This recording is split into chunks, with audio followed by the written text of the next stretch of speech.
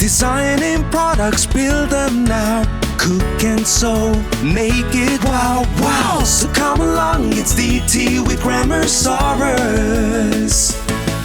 We're going to learn how to peel a potato safely. So I've already washed my hands, I've already washed my potato to ensure there's no dirt on there, because remember they come from the ground, so we've got to make sure there's no soil.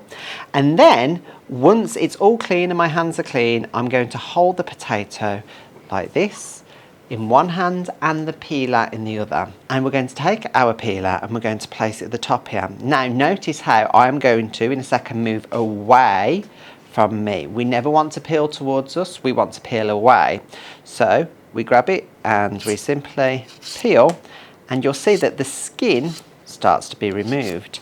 And you want to go all the way around. If you see any dark bits, get rid of those as well. Go slowly and ask an adult for help if you need to, until all of the skin is removed. If you see a little bit like this, you want to go over it just a little bit again. See, it's gone now. And you want to keep going until your entire potato looks white and the skin has been removed.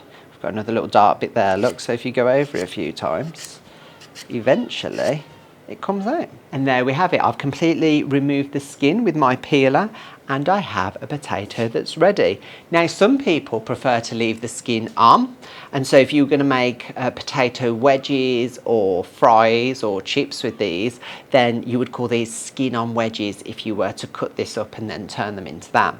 Other people prefer to take the peel off, and if you were going to mash the potato, then I would definitely take the skin off. But it's really up to you and what you prefer. Designing products, build them now. Cook and sew, make it wow, wow. So come along, it's DT with Grammarsaurus.